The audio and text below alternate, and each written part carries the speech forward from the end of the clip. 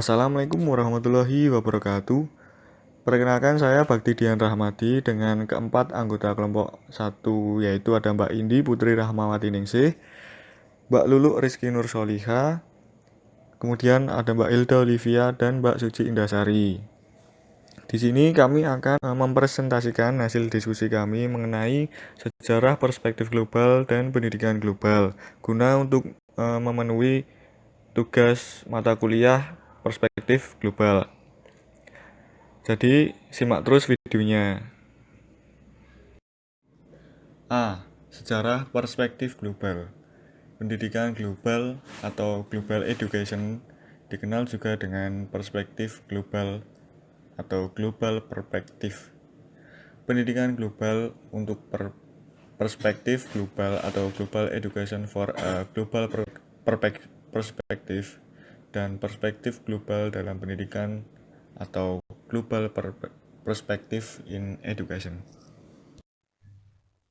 Globalisasi adalah suatu proses dengan kejadian, keputusan, dan kegiatan di salah satu bagian dunia menjadi satu konsekuen yang signifikan bagi individu dan masyarakat di daerah yang jauh.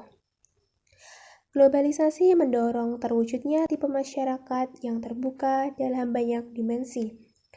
Masyarakat yang terbuka yakni masyarakat yang mau menerima perubahan.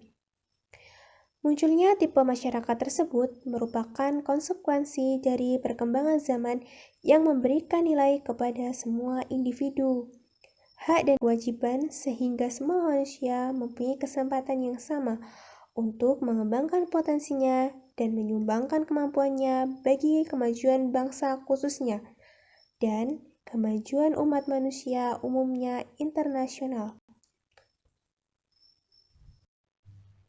Materi selanjutnya yaitu mengenai dimensi perspektif global.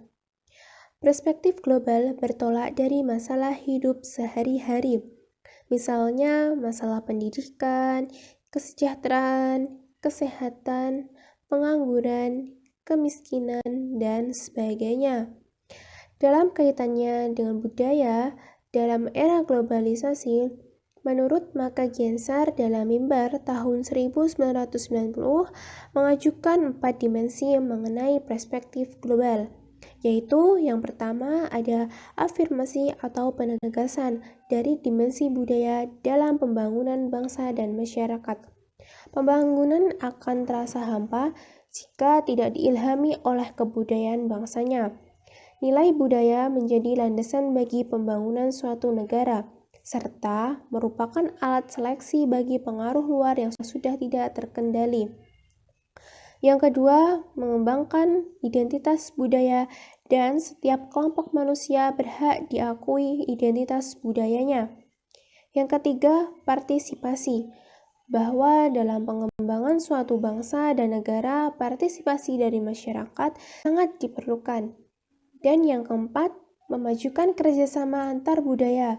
Hal ini dimaksudkan agar ada saling mengisi, memahami, sehingga adanya kemajuan dan peningkatan antar budaya bangsa. C.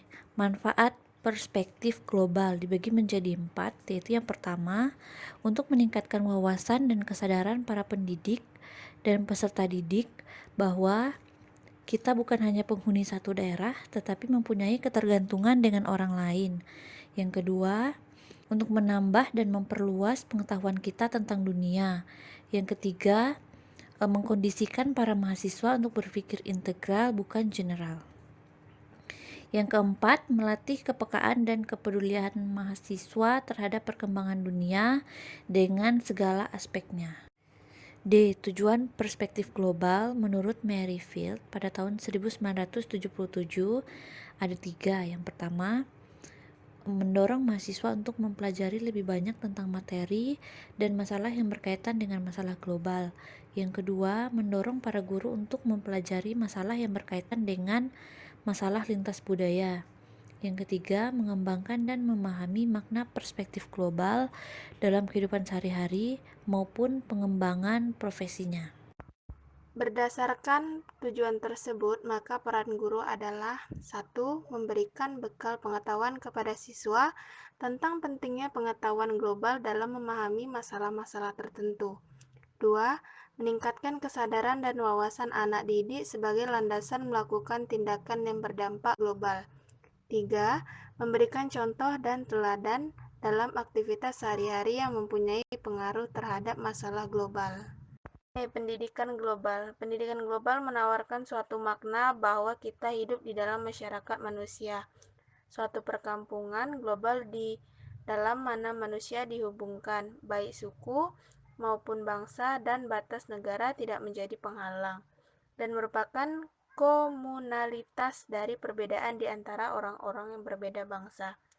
Pendidikan global mempersiapkan masa depan siswa dengan memberikan keterampilan analisis dan evaluasi yang luas. Keterampilan ini akan membekali siswa untuk memahami dan memberi reaksi terhadap isu internasional dan antar budaya. Perspektif pendidikan berwawasan global. Pendidikan berwawasan global dapat dikaji berdasarkan dua perspektif, yaitu kurikuler dan reformasi. Perspektif kurikuler.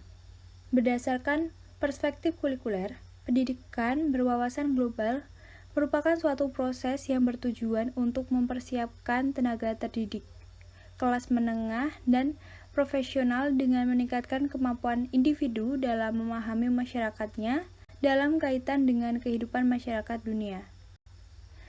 Sedangkan perspektif reformasi, pendidikan berwawasan global merupakan suatu proses pendidikan yang dirancang untuk mempersiapkan peserta didik dengan kemampuan dasar intelektual dan tanggung jawab guna memasuki kehidupan yang bersifat kompetitif dan dengan derajat saling ketergantungan antar bangsa yang amat tinggi.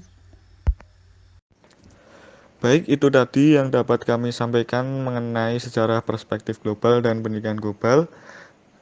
Dari saya cukup sekian, kurang lebihnya mohon maaf. Wassalamualaikum warahmatullahi wabarakatuh. Salam.